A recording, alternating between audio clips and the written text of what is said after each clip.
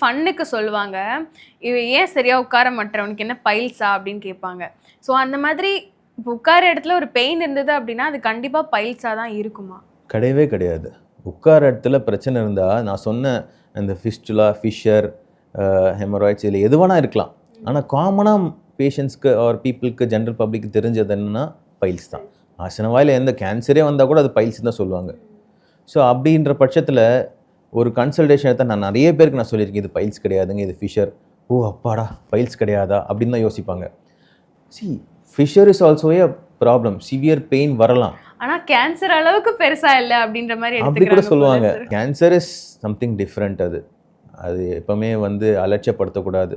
எப்போ ஒரு வயித்துல உபாதை வருதோ, எப்போ பசி கம்மியாகுதோ, அந்த டைம்ல உடனே வந்து பார்த்து செக் பண்ணிக்கணும்.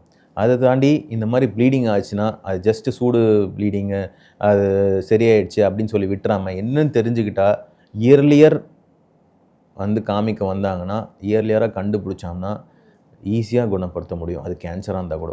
அது டிலே பண்ண தான் எல்லா பிரச்சனையுமே ஆரம்பிக்குது. ரொம்ப கஷ்டம். ட்ரீட் பண்ணுறதும் கஷ்டம்.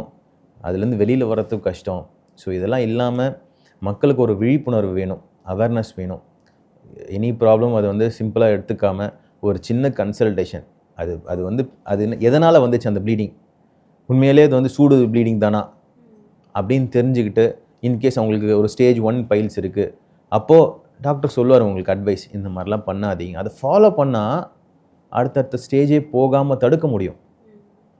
சர்ஜரியே தேவைப்படாது. எப்போ சர்ஜரி தேவைப்படுது? When you complicate. நீங்க வந்து அந்த டிசீஸோட வாழ்ந்து அதை மோசமாக்கி, அது காம்ப்ளிகேட் ஆகும்போது தான் அது மோசமாகுது. இந்த டிசீஸ் வந்து காம்ப்ளிகேட் ஆகுது. நீங்க முன்னாடியே கன்சல்டேஷன் எடுத்துட்டா, உங்களுக்கு அது என்னன்னு தெரிஞ்சுக்கிட்டு, அது ஜஸ்ட் லைஃப் ஸ்டைல் மாடிஃபிகேஷன் தான். ஆசன வாயில வரக்கூடிய எல்லா பிரச்சனையும் வர வச்சுக்கிட்டது. இந்த ஃபிஷராக இருந்தாலும் சரி, பைல்ஸாக இருந்தாலும் சரி, பௌத்திரம், ஃபிஸ்டுலாலாம் வந்து இந்த பாடி ஹீட்னால வரது தான். லைக் லாங் ட்ராவல் பண்ணும்போது, கான்ஸ்டிபேஷன் இருந்தாலும் சரி, சரியாக தூக்கம் இல்லை, இன்சோம்னியா இருந்தாலும் சரி.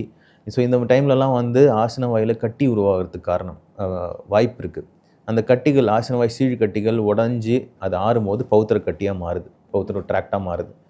ஸோ இதுதான் வந்து ஃபிஸ்டுலா வரதுக்கும் காரணம். ஸோ இதெல்லாமே வந்து சம் லைஃப் ஸ்டைல் சேஞ்சஸ் பண்ணாலே கண்டிப்பாக இதுலேருந்து வெளியில் வரலாம்.